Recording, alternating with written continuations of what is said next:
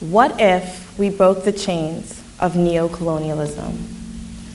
Neocolonialism is the dominance of developed nations over developing nations by economic and cultural influence versus traditional colonialism in which dominance is asserted through direct political control. If our media wasn't saturated with American programming perpetuating a specific aesthetic, what would our standard of beauty become? Would we still marginalize ourselves as we were once marginalized by our colonial oppressors? If tourism wasn't our main industry and we broke the pattern of subservience, could we sustain our economy without relying on foreign entities? With that 50% of the labor force employed in tourism, what could be achieved? Maybe a change of mentality with less emphasis placed on being accommodative and more placed on being focused. Focused on reforming systems that have been failing us, focused on making strides in science and technology, healthcare, the arts, focused on developing entrepreneurship and encouraging the innovations of young Bahamians, focused on ending poverty and, to use the language of post-colonial theory, undoing the harmful ideological co-optations and mimicry that allow us to practice and tolerate corruption and allow ourselves to be exploited. Mimicry involves colonial subjects imitating the behaviors of their colonizers.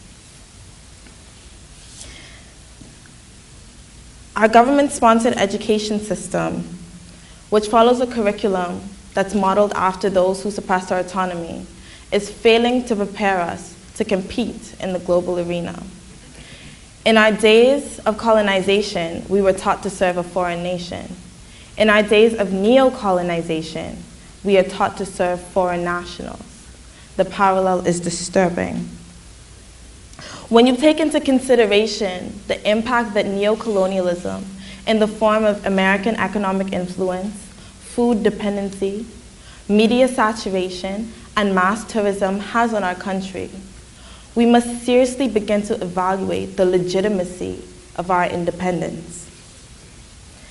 If we are proud to make the affirmation that I am a Bahamian, why are we so reluctant to complete our decolonization? At independence, the Commonwealth of the Bahamas saw the challenge of transitioning from an economy designed for the sole purpose of benefiting a mother country to an economy that must now be cognizant of the needs of the natives.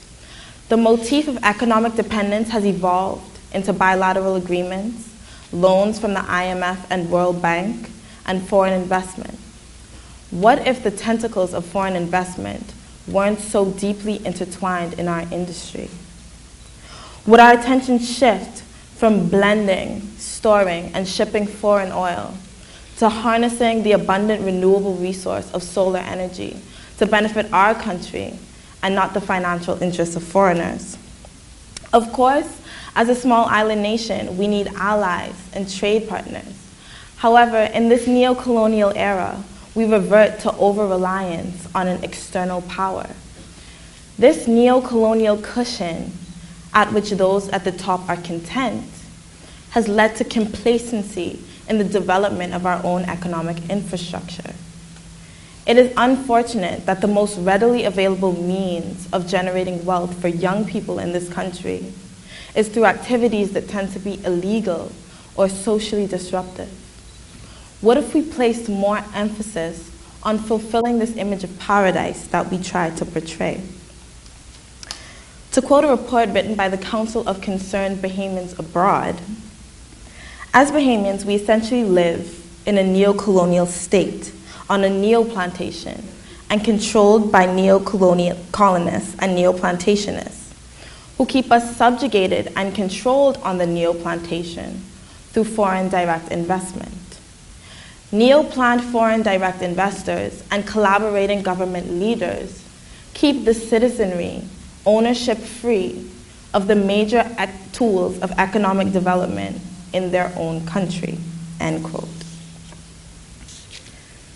So once again I ask, what if we broke the chains of neocolonialism? Since the Burma Road riots, the struggle for majority rule, and the acquisition of our independence in 1973, we have succumbed to stagnation of growth. To reference Adrian Gibson's analogy, thinking of a 44-year-old adult, you would think of them as being established in life, maybe married, well into their career, financially secure. If we think of foreign direct investment as financial support from our parents, as a 44-year-old nation, the Bahamas is still heavily reliant on support from mommy and daddy. We must strive towards self-sufficiency. If we broke the chains of neocolonialism, would we have a more defined sense of Bahamian national identity rather than the currently ambiguous one? Bahamian writer and anthropologist Nicolette Bethel attributes this ambiguity to different tales that combine to create the narrative of our collective sense of self. I quote, "Perhaps that's why we Bahamians today are so uncomfortable with remembering that we were once slaves. Perhaps it has something to do with the fact that our freedom is only half here. For we are still quick to surrender our identities and our sovereignty for a taste of the comforts offered to us by the masters of today." End quote. We face a greater challenge in eradicating the neocolonial system due to the nature of slavery in the Bahamas. The infertility of the land resulted in a side-by-side relationship between slaves and masters, in which there was less emphasis placed on the traditional field labor, but instead enslaved Bahamians would engage in skilled labor, such as cooking, baking, carpentry, masonry, cooking, sewing, and so on. However, any assumptions of parity are disproven when you consider the brutality, the denigration, the whips, and the shackles. Our apprehension in acknowledging every part of our history, including that of bondage, speaks to our current state of servitude. Our reluctance to look back beyond our colonial existence has translated into a disconnect from deep-rooted cultural values, artistic essence, spirituality, and knowledge of self in this neocolonial era. If we were left to define ourselves without neocolonial influence, would our alignment transcend region and branch out into closer collaboration with our ancestral motherlands? Independence is not just legislative. The transformation must result in a paradigm shift in which we release our ideals of inferiority. Inferiority with regards to our intellectual ability, with regards to our beauty and our self-worth. What would this mean for Bahamian culture and art? Would our cultural markers extend beyond one festival?